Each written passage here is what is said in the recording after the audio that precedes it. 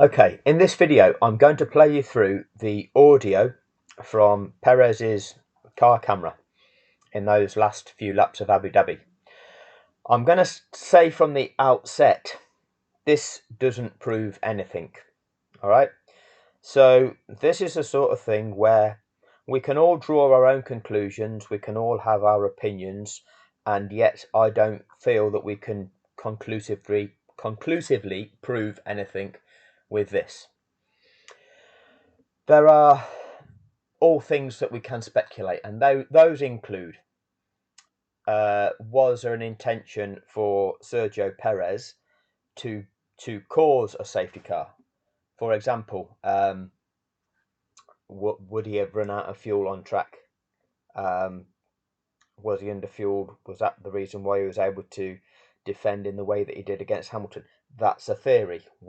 It didn't happen, so we can't speculate that, and we will never know because we'll never know the fuel level in that car. So again, we need to not go down that path, but these are the sorts of things that will be speculated upon, because the retirement is mysterious. Another thing is, when he gets told to retire, and he appears to be a little bit surprised by it, that causes us to be suspicious. Now, what we need to consider, and again, we're not going to prove anything, but they're considerations and causes for us to be suspicious. And that is, going into that race, Mercedes had a lead of 28 points in the Constructors' Championship. In order to overcome a 28-point deficit, you've got to have two finishers, because the most you'll achieve with one car is 26 points. So Red Bull needed both cars to finish. They retired Perez in that safety car situation, where Perez at the time was running in third. They were running 2-3. So were that to be a safety car finish, they'd get two cars on the podium. It wasn't guaranteed to restart, or to the knowledge of the world, it wasn't guaranteed to restart. So unless there was something that was going to, well, you'd try and keep that car out there to the end if possible, surely. If it wasn't guaranteed to restart, and why would you chuck away a third position? Would seem strange. Your chance of winning the Constructors' Championship, which is not only prestigious, it carries the prize money. You've got 3 laps to go when they retired Perez, and if, for example, Hamilton retired during that period, that would have promoted Red Bull to first and second, and that would have won them the Constructors' Championship. But they took Perez out of the race. So, again, one of the theories that we could come up with is, was there an agreement? Was there an agreement between Red Bull and Mercedes whereby Red Bull conceded, in effect, to guarantee Mercedes the Constructors' Championship in return for what then happened? Again, speculation, something we cannot prove, but these are just, you look at what happened and you can explore the different possibilities why certain decisions are made.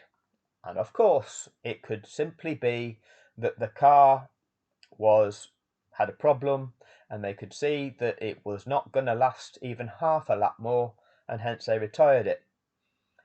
Make your own mind up in terms of, when you listen, I'm not going to interject with my commentary, because actually me saying anything is irrelevant on this one. And the reason is, if Red Bull are part of this, which I suspect them to be, highly suspect them to be, I'm certain they are, then they're not going to do anything over the radio that would be incriminatory, would it? They're not going to say anything that's going to go against the narrative. So there's no point in me trying to break that down. But listen to the engine note. Listen to the engine tone of Perez's car and see if you can detect anything that would give you cause for concern, that would make you feel that that car needed to retire immediately. Okay, and see if there's anything that you can pick out in the commentary. It's not in the commentary, in the communication that makes you suspicious of what may be going on. Okay, like I say, personally, I don't think there can be anything conclusively taken from this, but it's like I say, those are the suspicions that this situation raises, especially when you factor it into the big picture that we know about. Anyway, here we go. So for context, they're crashing. Well, Latifi's crashing at 14. Perez at that moment in time is just going through turn 3. So I'll cut to his driver cam. I'll minimise that first, and I'll go to his driver cam here. What number is Perez? 11. Right, I've got to cut away.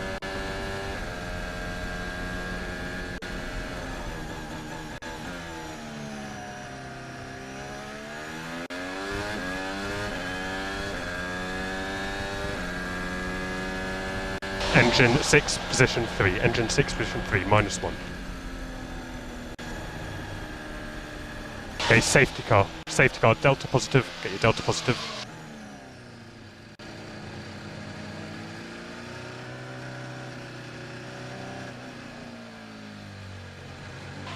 Get a positive. And recharge on. Recharge on. Cancel your handbrake. Cancel handbrake.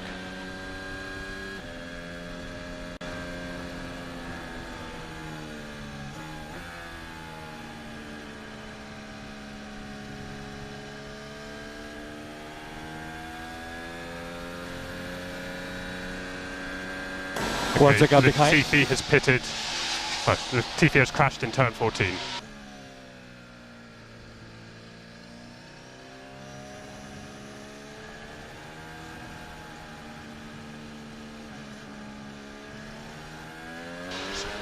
Box, check out the TP on the exit here. Box, check out box. Start 12 in the pit lane.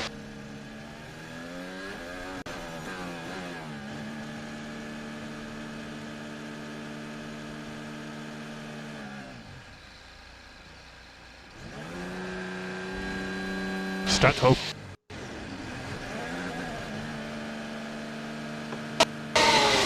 Strat 8. Strat 8.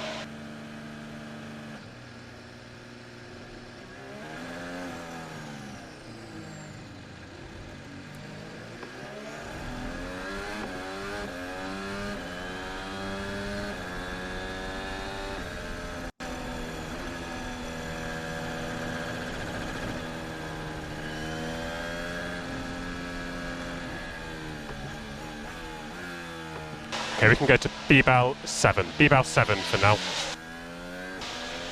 Let's keep the brake temp in there. Safety car is in turn 10.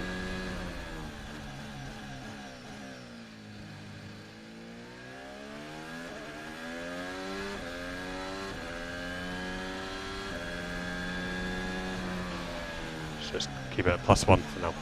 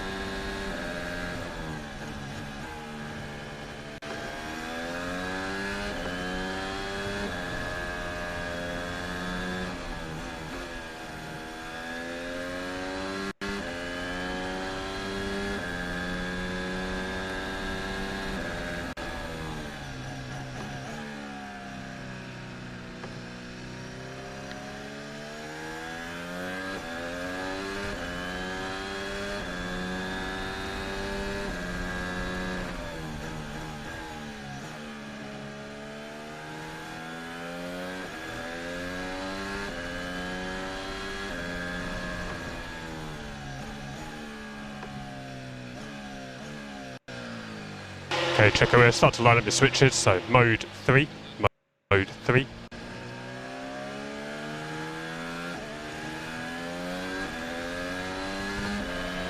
So keep the tyres in the temp in these tyres.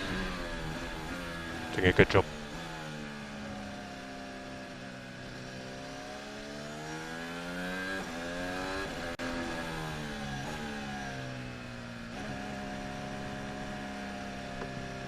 How many laps left? Okay, this lap and 3 more.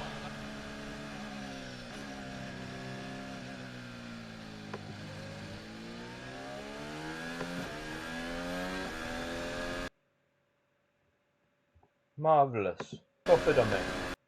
Let me just go back 10.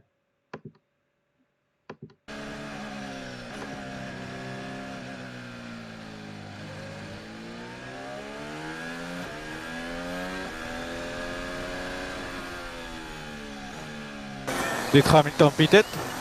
Negative. Hamilton hasn't pitted. Max has.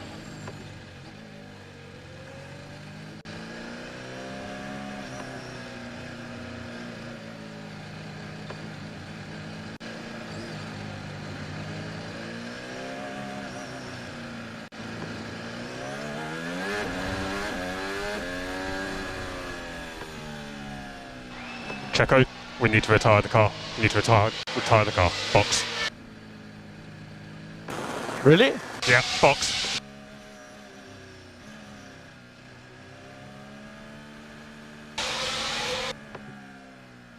Okay, into the boys. Switch off.